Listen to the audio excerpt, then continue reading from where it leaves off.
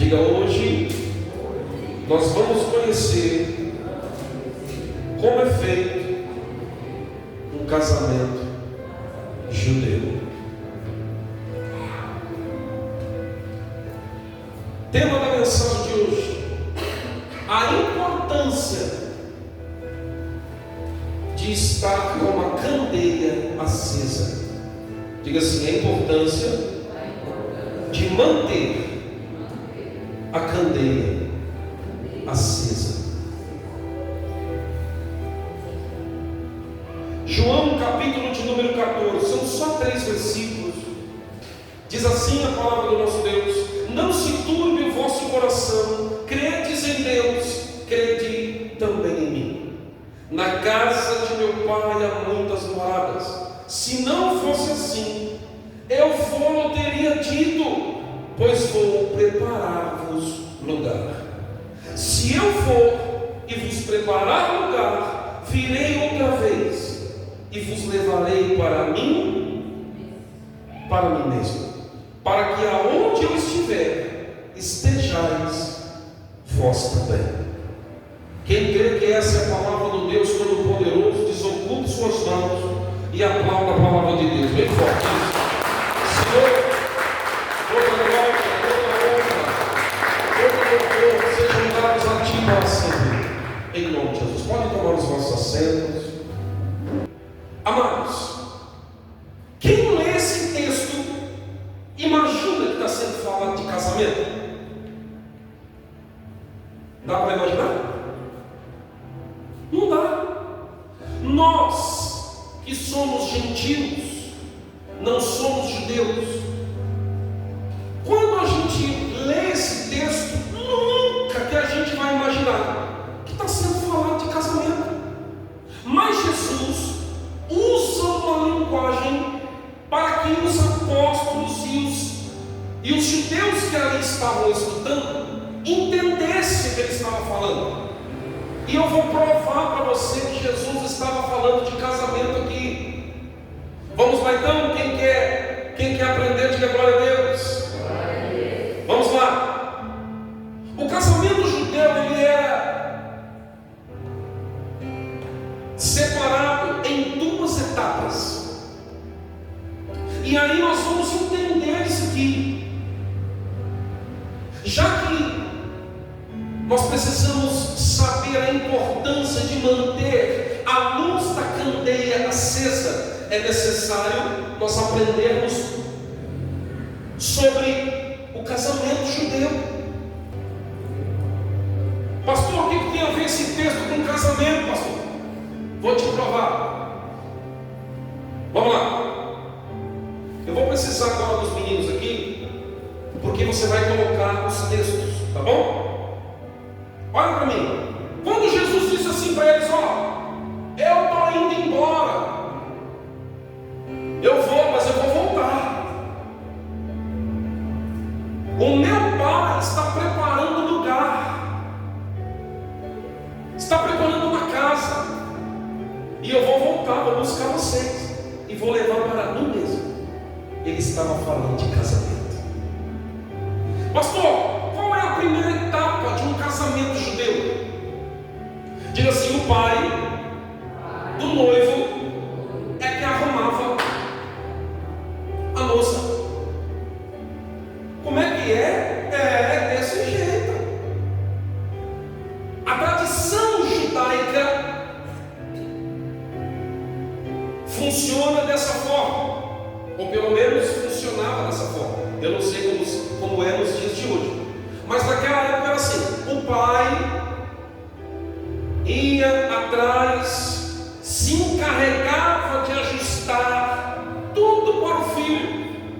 Diga assim: casamento arrumado, arranjado, que coisa linda, né? O pai é que preparava, ia atrás da moça, porque não podia ser qualquer moça. Amém? Cutuca, diga aí: não pode ser qualquer um, não. Diga assim: senão você vai ter trabalho.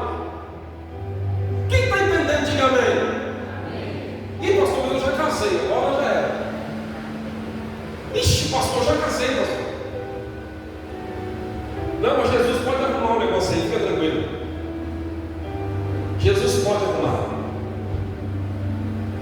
assim: o pai é que descobria e se encarregava de ajustar tudo para o filho se encontrar com a preparada. Amém? Vou te provar isso na Bíblia. Coloca aqui, por favor, Provérbios 19, 14. Quem quiser já ir anotando, anota, tá bom? Vamos lá. Provérbios 19, 14.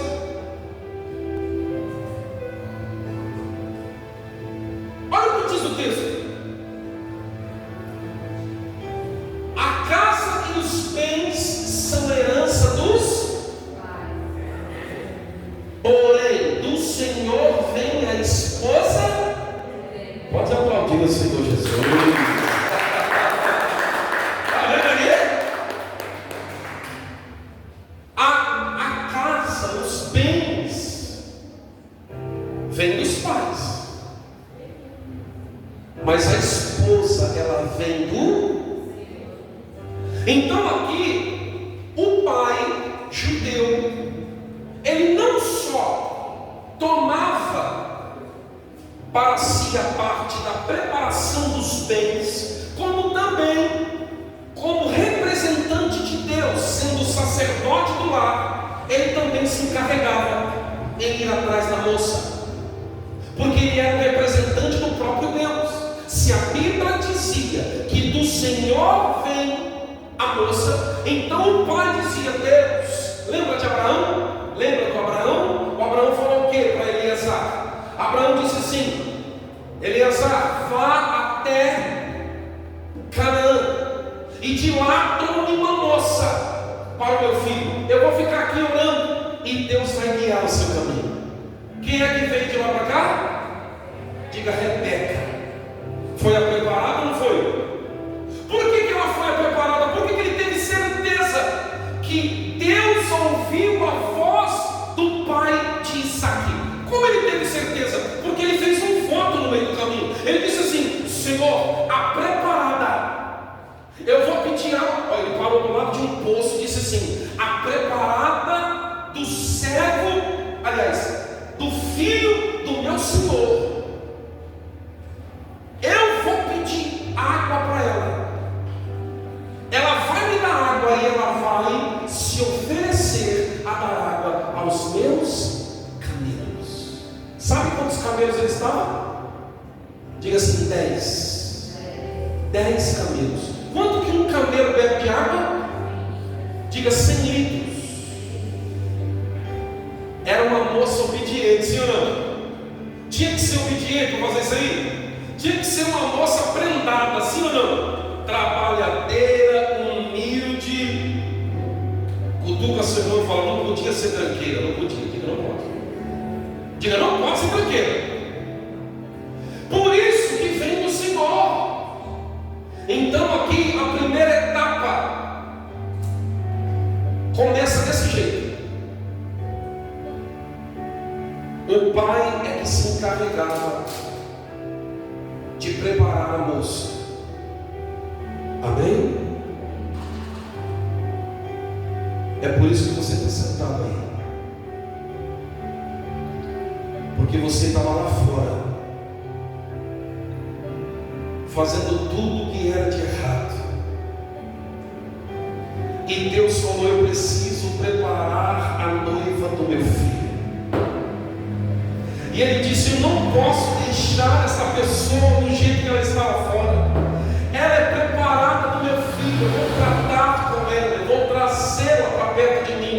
Eu vou limpar a noiva do meu filho. Eu vou tratar de mudar o coração, de mudar a conduta, de mudar a forma de pensar, a forma de agir. Eu vou limpar a noiva para que depois o meu filho possa se encontrar com ela. Ei, quem de vocês que está aqui sabe que foi preparado por Deus para se encontrar um dia com Jesus? Levante a sua mão e aplaude o Senhor. Ei, você foi preparado. Você e eu fomos preparados para nos encontrar com Ele, porque a gente não era ainda dignos de se encontrar com o noivo. Amém? Você vê que eu já estou aplicando. Quem está entendendo, diga amém. Vamos lá. Quando o pai preparava a noiva, olha só o que acontecia. O pai dizia assim: filho, preparei já a moça para você. Vá até lá e leve o dote. Diga, levava o dote.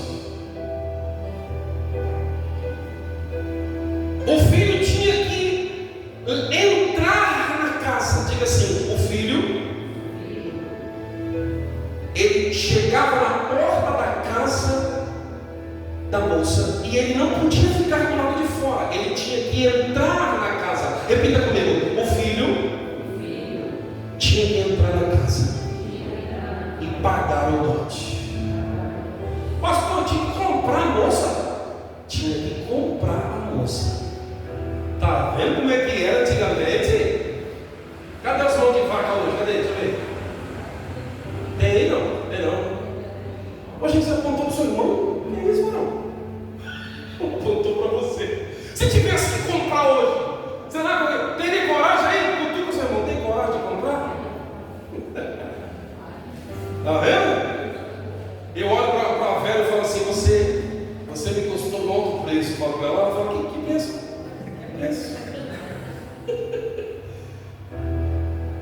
O filho tinha que entrar na casa. Diga comigo: entrar na casa. Pastor, como que o senhor vai aplicar essa parte do texto? Vou aplicar agora. Salmo 115, versículo de número 16. Olha o que diz a palavra do Senhor. Salmo 115, versículo de número 16. Jesus teve que entrar na casa. Teve. Olha lá. Os céus são os céus do Senhor, mas a terra ateu aos filhos dos. Diga, a casa é o planeta Terra. Pastor, ele teve que entrar aqui. Teve que entrar aqui pela porta. Deixa eu explicar para você o que significa isso. Coloque em Gálatas, capítulo de número 4, versículo de número 4, e você vai entender. O que significa isso, entrar pela porta? Você vai entender agora. Olha lá, Gálatas. O que significa entrar na casa? A casa, eu já disse, é o planeta Terra. Mas ele teve que entrar aqui pela porta. Sim, olha lá. Gálatas, capítulo de número 4, versículo de número 4. Olha o que diz a palavra do Senhor. Mas vindo a plenitude dos tempos, Deus enviou o seu filho, nascido de mulher. Diga, nascido de mulher. Nascido sob a lei. Deixa eu explicar para você. Deus precisava enviar o seu filho para essa terra. Mas o seu filho, até então, é espírito. Como que ele faz para que ele pudesse entrar legitimamente nessa terra? Já que a terra foi dada aos homens, então Deus teria que fazer com que o seu filho viesse como homem. Quem está entendendo, diga glória a Deus. Se a terra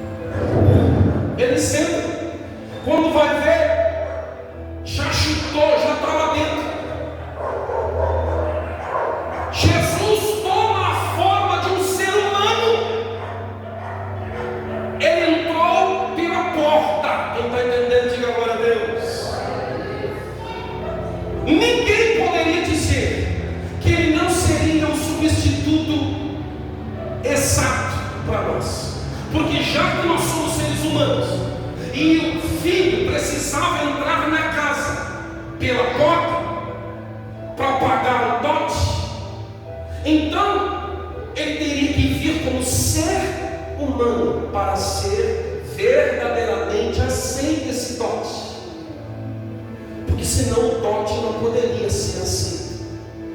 Está dando para entender ou está confuso? Está dando para entender?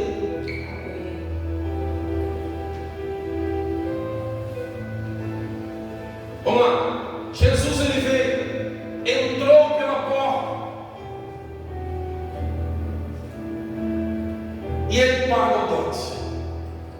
No casamento judeu, depois que o homem, o filho entrava, ele pagava o dote e assinava um documento chamado ketubá. Diga assim comigo, ketubá. O ketubá é como se fosse uma certidão de casamento nos dias de hoje. Quem está entendendo, diga amém. Diga assim, a noiva tinha que assinar também. Pastor, essa parte eu quero ver como é que o senhor vai aplicar. Como é que eu assinei? Jesus veio, entrou pela porta que foi pelo nascimento natural de um ser humano. Para que o dote fosse aceito, ele teria que ser um ser humano igual eu e você. Então ele veio e assinou o ketubá, pagou o dote. Mas e eu? Quando é que eu e nós aqui, que somos a igreja, a noiva, quando é que nós assinamos o dote? Diga assim, quando você recebeu a Jesus como teu único, suficiente, eterno Salvador. Pode aplaudir o Senhor Jesus. Sua boca deve ter abrido. Quando é que eu assinei? Quando eu abri minha boca e disse, eu aceito a Jesus como meu Salvador. Até aí está todo mundo entendendo? Diga assim comigo, Romanos 10:10. O que diz em Romanos 10:10? Com o coração se crê para a justiça, mas com a boca se faz confissão para salvar. Mateus 12:37 está escrito: pelas tuas palavras você será justificado, mas pelas tuas palavras você será condenado. Provérbios 18:21. A morte e a vida estão no poder da... Bate aí na língua. Então, quando você declarou, eu recebo a Jesus como meu Senhor, você assinou o ketubá. Quem está entendendo, diga glória a Deus. Calma que você vai entender. Nós já estamos chegando lá. Eu estou recapitulando a parte A, ou seja, a primeira etapa do casamento judeu. E já estou trazendo a aplicação. O filho entrou, pagou o dote, assinou o ketubá. O que ele faz depois disso? Ele leva a noiva. Ele leva a noiva? Ele levou a noiva embora? Ele leva a noiva embora? Diga não. Segundo a tradição judaica, o filho deixa a noiva na casa e volta para a casa do pai. Coloca de novo lá, João, capítulo de número 14, versículo de número 1. Segundo a tradição, o filho acaba de assinar, paga o dote, ele olha para a noiva e diz: você já assinou? Já, então agora você é minha. Eu vou voltar para a casa do meu pai, tu fica aí na sua casa, e eu volto para a casa do meu pai, e eu vou preparar a roupa. Diga assim comigo, roupa. O que é a roupa? Você sabe dizer? Diga casa. Era o local onde haveria as núpcias do casal. O filho volta, o pai prepara um terreno para ele. A tradição judaica é assim: o pai prepara um terreno, o filho volta, constrói uma roupa. E diga assim: não existe um tempo determinado para um filho voltar. Só o pai sabe o dia que o filho vai voltar. Existe alguma coincidência nisso? Não? Olha só. Não se turbe. Olha, irmãos, olha aqui, Jesus estava falando de casamento. Não se turbe o vosso coração, credes em Deus, credes também em mim. Próximo. Na casa do meu pai há muitas. Se não fosse assim, eu vou, não teria dito. Eu vou preparar-vos. Se eu fosse você, eu tinha aplaudido ao Senhor Jesus. Ele já veio, ele já pagou o dote, ele já nos comprou, nós já assinamos, ele já voltou para a casa do Pai, e ele já está preparando o lugar para mim e para você. Para quê, pastor? Versículo de número 3. E quando eu for e vou preparar lugar, virei outra vez e vos levarei para mim, para que aonde eu estiver, estejais vós também. Pastor, eu não entendi ainda o porquê da importância da lamparina continuar acesa. Você já vai entender. Segundo a tradição do casamento judeu, o filho volta para preparar a roupa. Só que antes dele sair, é colocado uma espécie de ritual, um simbolismo da aliança entre o noivo e a noiva. Diga assim: qual, pastor? Diga assim: era colocado. O filho foi, amém? Foi ou não foi? Só que antes dele ir, ele olhava e dizia: mulher, você agora é minha, eu vou, mas agora pega uma candeia, uma lamparina, acende e coloca na tua janela. Eu acho que você não deve ter entendido. O pai disse para o filho: vai, busca. Aliás, vai lá e paga o dote. Veio, pagou, voltou para a casa do pai para preparar lugar. Só que antes de ir,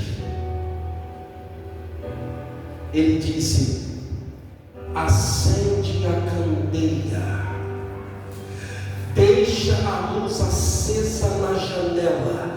Este é o sinal de que você é minha e de que eu sou seu.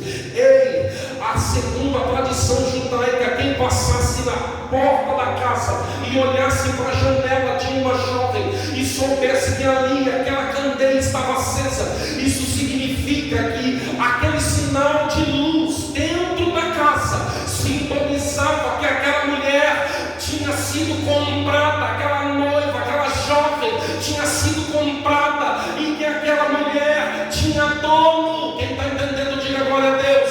Coloca por favor 1 Coríntios capítulo de número 6, versículos de número 19 e 20. Olha o que está escrito aqui. 1 Coríntios capítulo de número 6, versículos de número 19 e 20. Pastor, que luz é essa que tem que ficar acesa como sinal de que eu sou dele, de que ele é meu?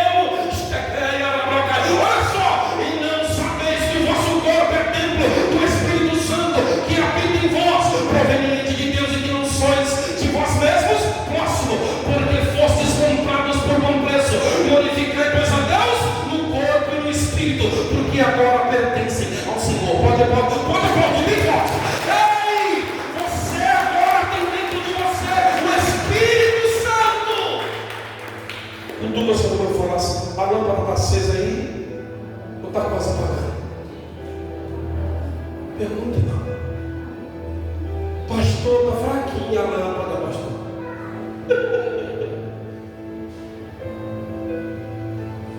Quem acha que a lâmpada está acesa? Diga glória a Deus. Foi o Ícaro que falou glória a Deus? Foi? Que bênção. Está vendo? Até o Ícaro tem certeza já.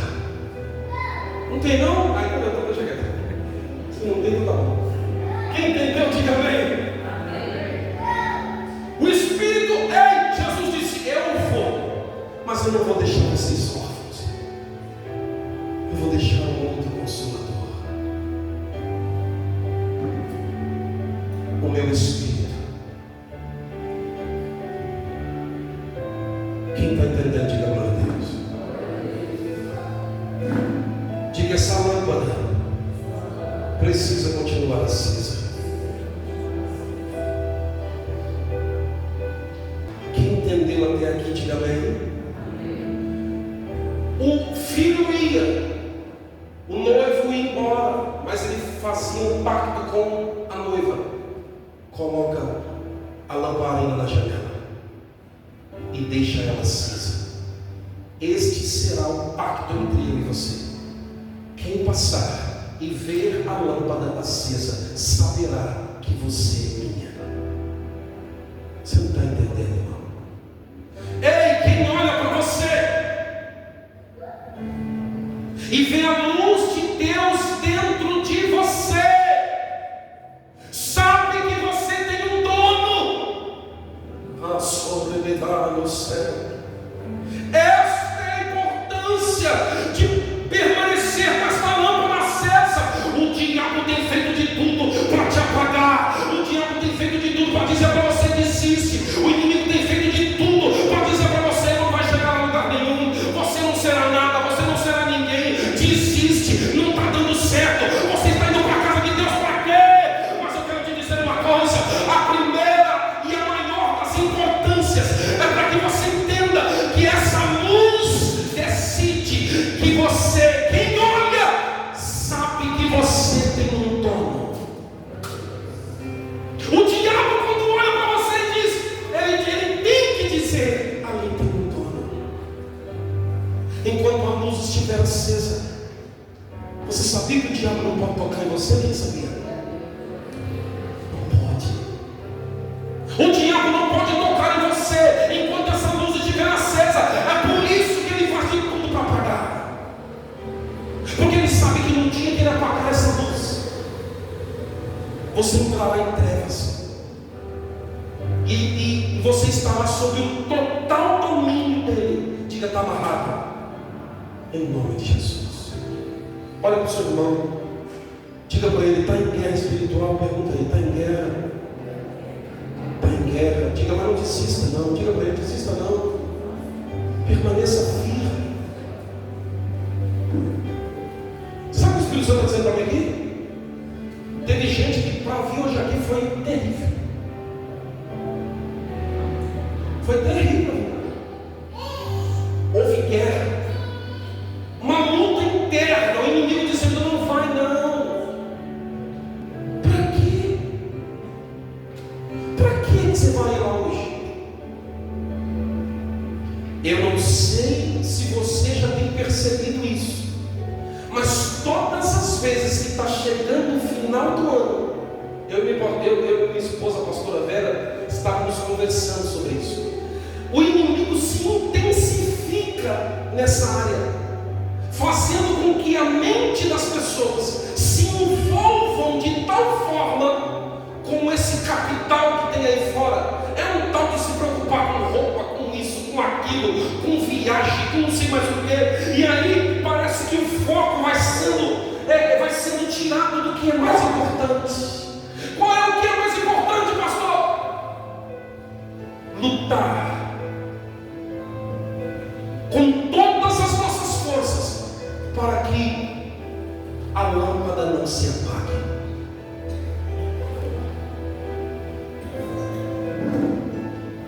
Pergunta para o seu irmão, está muito preocupado com o final do ano? Está preocupado? Pergunta.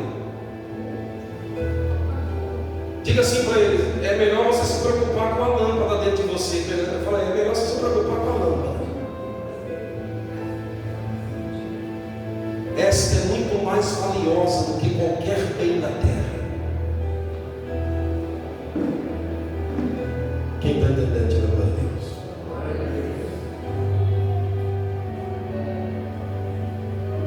Beleza, vamos lá.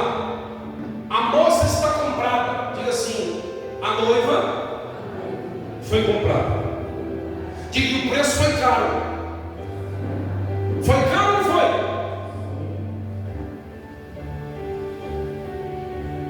Porque fostes comprados por bom preço. Alguém sabe dizer que preço que foi? Preço de...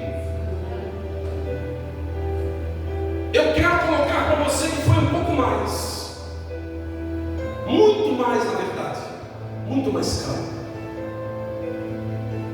Foi feita uma pesquisa, analisa comigo aqui. O preço foi tão caro que custou, como já foi dito, o sangue de Cristo. Mas para que o sangue de Jesus fosse derramado, olha os absurdos que fizeram com ele. Para que a humilhação fosse completa. Quem já percebeu que colocam Jesus lá na televisão e também, às vezes que aparece no crucifixo, colocam ele com uma toalhinha aqui, ó. Quem já percebeu? Nessa região, né? Não tem uma toalhinha? Diga assim, essa toalhinha não existe. Pastor, o que significa isso? Para que a humilhação fosse completa, colocaram ele nu na cruz. Para um judeu, era abominação ficar nu. Lembra de Noé? Quem se lembra? Os filhos de Noé eram Sem, Cã e Jafé. Sem e Jafé foram avisados pelo seu irmão Cã que o pai estava bêbado. Onde está escrito isso, pastor? Está escrito em Gênesis capítulo de número 9, do 20 ao 27. Depois você dá uma olhada lá. Os filhos Sem e Jafé foram avisados. Aí eles foram lá. Mas o Cã chegou tirando barato. Ih, o pai está peladão. Foi lá ver o pai. Nossa, gente, que vergonha. Vocês precisam de ver como é que o pai estava, ó, tontado, tinha omoçado. A Bíblia não diz o que ele falou, mas eu imagino que se o pai quis amaldiçoá-lo, é porque ele não entendeu o que é ficar nu para um judeu. Um judeu não pode ver outro. É a tradição, está lá no Velho Testamento, que um judeu não poderia ficar nu na frente de outro. Pastor, e os gentios podem? Cutuca aí, pergunta. Você acha que os gentios podem? Só os judeus que não podem. Por isso, é uma abominação filmes pornográficos. Entendeu agora o que é uma abominação?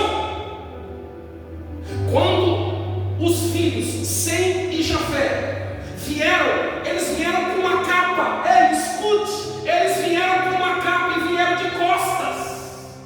Para quê? Para quê, pastor? Para não ver o pai nu.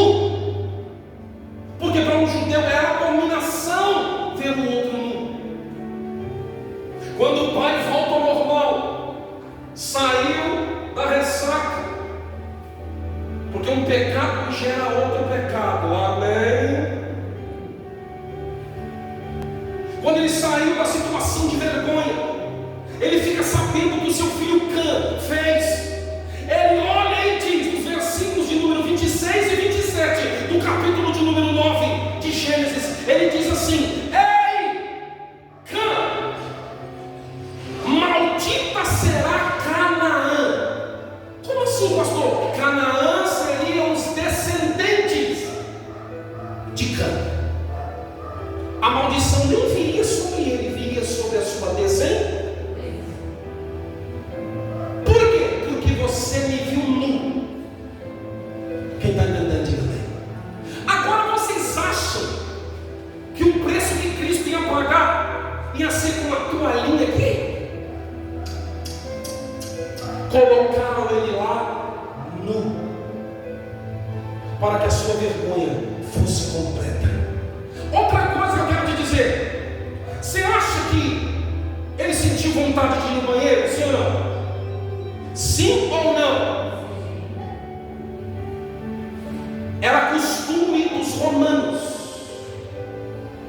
que não só colocar essa pessoa nua lá, mas que não que a pessoa fizesse as suas necessidades fisiológicas antes, tinha que fazer na cruz. Diga misericórdia. Eu não sou de falar, meu coração já arde. O meu coração já começa a arder. Imagina a dor, a vergonha. Ele não só foi colocado nu, mas teve que fazer as suas necessidades lá mesmo. Ou você acha que com as pancadas que ele levou, você acha que com o sofrimento que ele teve,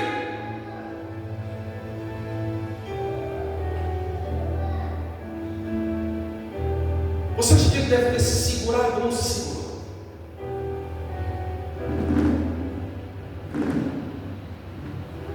Digo mais, o porquê que Jesus não queria beber o cálice? Lembra o que ele orou e falou o quê para o Pai?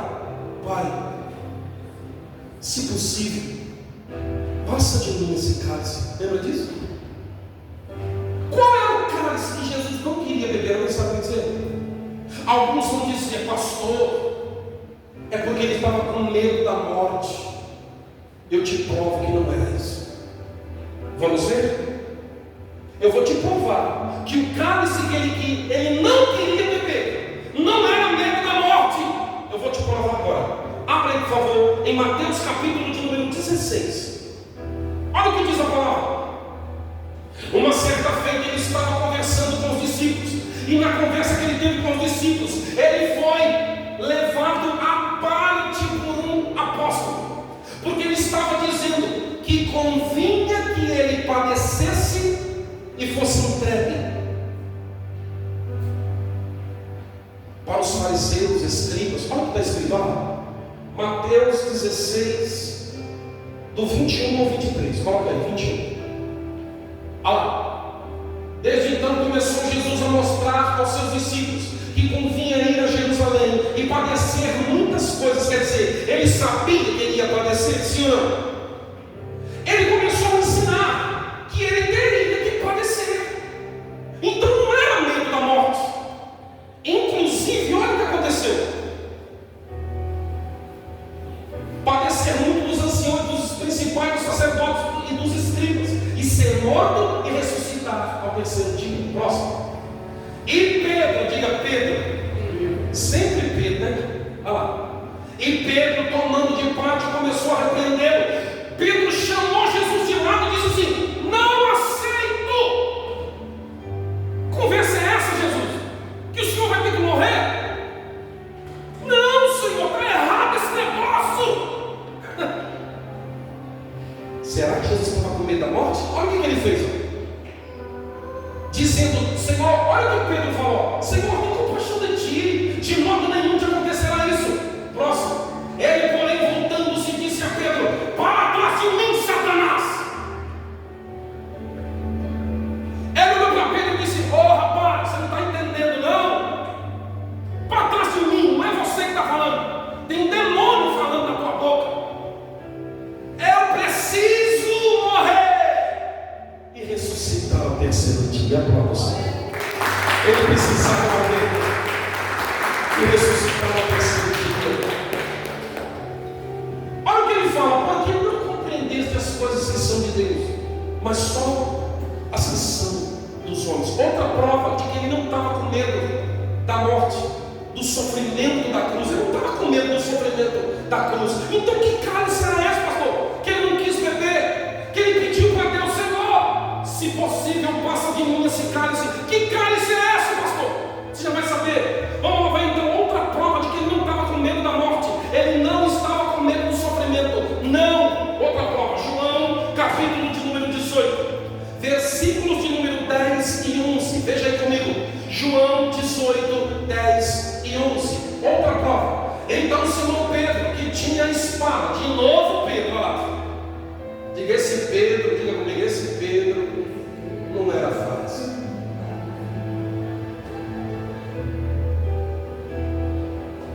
Então Simão Pedro, que tinha espada, desembainhou-a e feriu o servo do sumo sacerdote, cortando-lhe a orelha, e o nome do servo era Malco. Próximo. Pedro, ponha uma espada na bainha. Não beberei eu o cálice que meu pai me deu? Amém? Então não era medo da morte. Pastor, então que cálice é esse que Jesus não queria beber? Diga assim comigo. Gênesis, capítulo de número 1, versículo de número 4. Você sabe o que está escrito lá? E boa era a luz, e Deus fez separação entre a luz e as trevas. 1 João, capítulo de número 1, versículo de número 5. Deus é luz, e não há nele treva alguma. O que você está querendo dizer com isso, pastor? O que eu estou querendo dizer para você? Coloca, por favor, 1 João, capítulo de número 5, primeira carta de João, capítulo de número 5, versículo de número 7. Você vai entender agora, irmão. O que é que Jesus não queria? Qual é o cálice que ele não queria beber? Diga assim: todos os nossos pecados. Diga: todos os nossos pecados iam passar para ele. E ele ia se tornar luz ou treva? Alguém sabe dizer? Ele se tornou luz ou treva quando o pecado foi para ele? Diga: trevas. Ele se tornou o homem mais abominável da terra por minha causa e por tua causa. Olha só o cálice que ele não queria beber. Olha o que está escrito: porque 3 são os que testificam no céu, o Pai, a Palavra e o Espírito Santo. Estes 3 são. Jesus sabia que pela primeira vez a trindade ia ser desfeita. Meu Deus, isso aí, irmão, doeu o coração dele. Ele não queria perder a condição de estar perto de Deus, de estar na luz. Quem está entendendo, diga glória a Deus. Você sabe o que é se separar de Deus? Era isso que ele não queria. Ele sabia que pela primeira vez a trindade ia se desfazer. Por quê, pastor? Porque em Isaías, capítulo de número 59, no versículo de número 2, diz que os nossos pecados fazem divisão entre nós e o Senhor.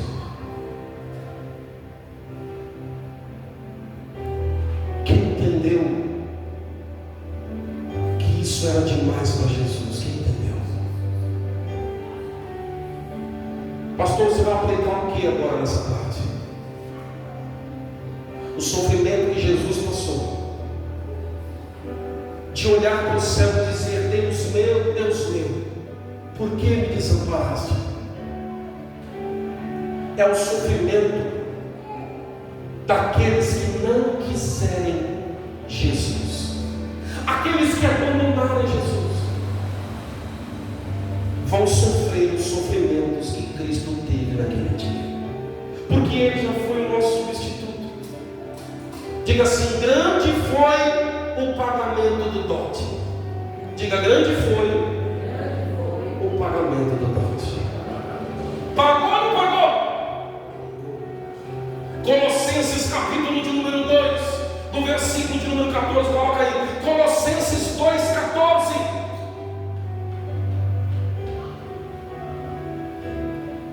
Olha o que diz: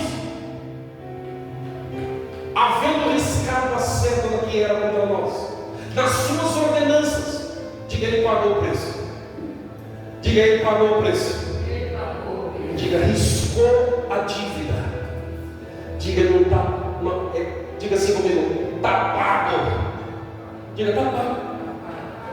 Pergunta para o seu irmão: você tem alguma dívida? Pergunta para o seu irmão: você tem alguma dívida? Diga: a sua você tem que pagar.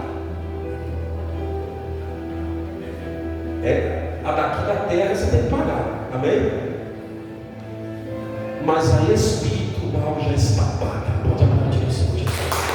Já está pago. Você não deve nada para Satanás. Acabou.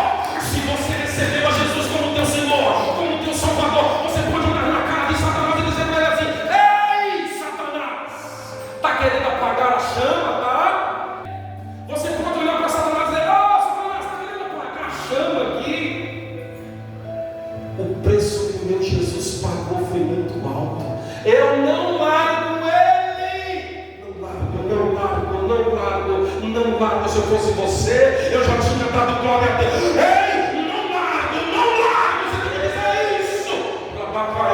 Você tem que dizer, eu não vou largar. Eu posso estar capengando, eu posso estar triste, eu posso estar passando por problemas, eu posso estar passando por aquilo que for, mas o preço foi pago. O preço que foi pago foi alto demais para eu abandonar aquele que me comprou.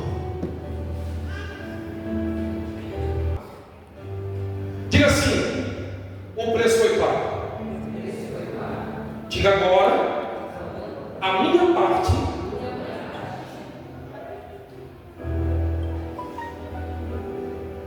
é continuar valorizando o pacto. Por que vocês acham que Deus não quer que a lâmpada se apague na minha vida e na tua? Porque tem pessoas que passam perto de você, e quando elas olham para você e vê você sofrendo, passando por angústias, passando por problemas, e mesmo assim você não larga Jesus, ela fala assim: você sabe o que a pessoa fala? Ela glorifica a Deus, ela fala assim: não é possível, como é que pode? Essa pessoa está passando pelo que ela está passando, mas a lâmpada continua acesa. Ela está passando pelo que ela está passando, mas a lâmpada continua acesa. Ela não larga. Este noivo dela, ela permanece fiel ao noivo. As pessoas estão olhando para mim, para você, e têm dito: como que pode esta pessoa continuar fiel a este noivo, sendo que ela está passando por tantas lutas? A lâmpada não pode se apagar, independentemente do que está acontecendo comigo e com você. A lâmpada não pode se apagar. Sabia qual era a tradição na época? O que uma noiva tinha que fazer? Diga assim comigo: colocar a lâmpada na janela. Diga: não podia colocar pijama. Oxi, vocês sabiam disso? Não podia dormir de pijama, não podia dormir de camisola, não podia estar descabelada. Porque o seu irmão fala: não podia estar descabelada, não. Pastor, além da lâmpada estar lá acesa, não podia apagar. A pessoa tinha que estar sempre com os cabelos penteados, não podia dormir de pijama e nem de camisola, sempre arrumada e perfumada. Dá um cheirinho aí na sua irmã. Dá um cheirinho.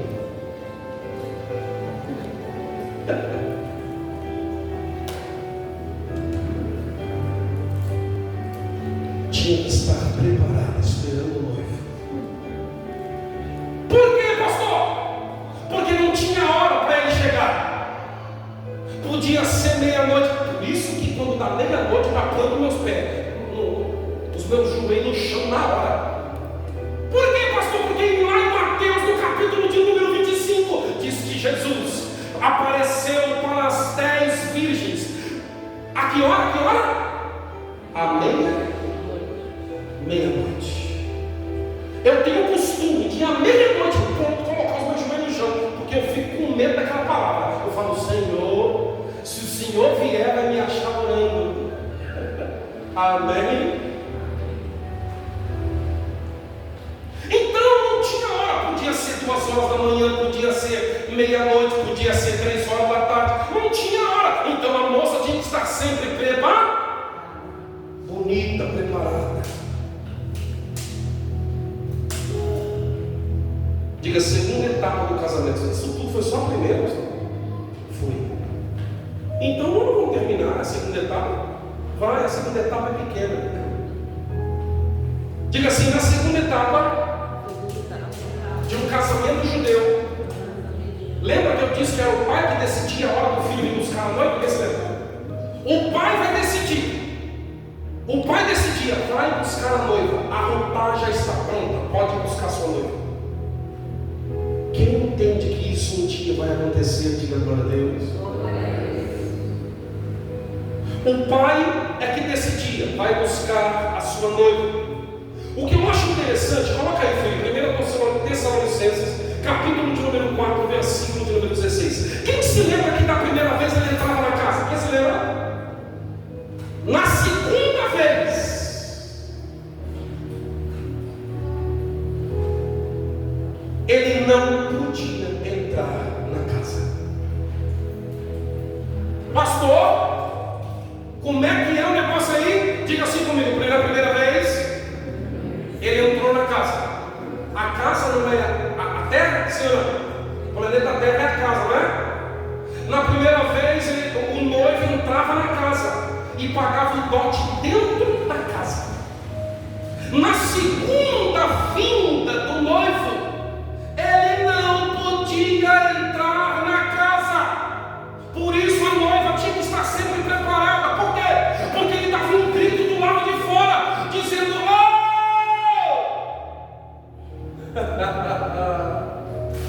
Ô fulana!" A fulana levantava com tudo. Olha só o que está escrito ali. 1 Tessalonicenses capítulo de número 4, versículo de número 16. Ei, na segunda vinda dele, ele não vai entrar na casa, ele vai gritar do lado de fora. Olha o que está escrito aqui, ó. Depois nós, os que ficarmos vivos, seremos. Pode colocar lá de novo. E aí, errou. Vamos lá. 1 Tessalonicenses capítulo número 4, 16 e 17. Porque o mesmo Senhor descerá do... Olha lá, com a... Ele vai dar um grito. Ele vai... Lembra daquele barulho que o pastor colocou aqui, ó? Quem se lembra? Quem se lembra? Ele dá um grito do lado de fora e diz: "Oh!" A noiva estava em tudo, já bonitona, toda arrumadona, cabelo arrumado, perfumada, e está arrumadinha, já estava em tudo. Olha lá, porque o mesmo Senhor descerá do céu com o alarido, e com voz de arcanjo, e com a trombeta de Deus, e os que morreram em Cristo ressuscitarão primeiro. Próximo. Depois nós, os que ficarmos vivos, seremos juntamente com eles nas nuvens, e encontrar com o Senhor no... Ele não vai pisar nessa casa mais. Nós aqui vamos nos encontrar com ele lá em cima, nos ares. E se eu fosse você, eu já estava pronto do Senhor. Ei, na segunda vinda, ele não pisa aqui, ele vai te chamar lá de cima, ele vai gritar o seu nome, e você tem que estar pronto, preparado. O noivo não entra nessa casa mais, ele vai gritar do lado de fora. Quem está entendendo, diga glória a Deus. Sabe o que a noiva tinha que fazer depois do grito? Diga essa parte. Ela é muito séria. A noiva, quando escutava o nome, já preparada, ela pulava, já se arrumava ali.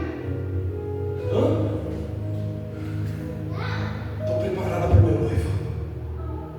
Você sabe o que ela fazia? Ia até a janela e apagava a luz da lâmpada. Era a tradição dos judeus. A noiva tinha que passar aí. O meu noivo veio me buscar. Ia até o noivo e o noivo levava ela embora. Sabe para quê?